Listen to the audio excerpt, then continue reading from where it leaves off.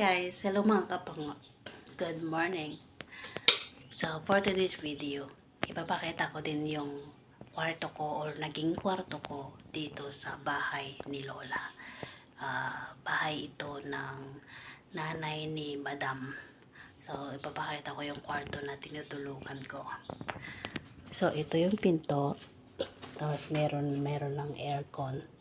Pinatay ko na kasi gising na ako. So, ayan. Meron siyang cabinet. Tapos, ito yung bed. Bali, dalawang bed ito. So, nung kasama ko sa bahay, dalawa kami dito sa bed na to.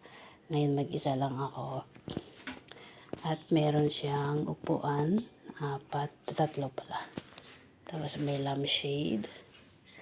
And, yan. Yan ang view sa labas. Pakita natin. Ayan.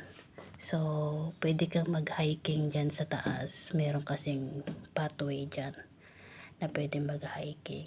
Pero ngayon kasi hindi kami lumalabas, tumaakyat dyan kasi mainit sa labas.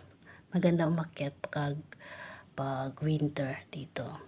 So, yan ang view. Nasa 3rd floor kami. Bali, itong building na to ay 4th floor lang. Tapos may rooftop. So, nasa 3rd floor kami. Yan yung labas. Mahilig sila sa puno-puno tsaka mga halaman-halaman. Ayan. So, ito yung tinutulugan ko dito sa Guangzhou, China. At dito naman yung lagayan ng damit. Ay na, may manok na. Oh. Andyan yung mga damitan ko. Pinalagay dyan ni Lola para hindi nakikita yung luggage ko dyan sa labas, dito sa pintuan. Ayan. Diba? Ang ganda. Ang ganda ng cabinet nila. Tapos may lampshade ulit dito. Ayan, may saksakan. Yung saksakan nila ay may 3. Tapos mayroong dalawa parang sa Pilipinas.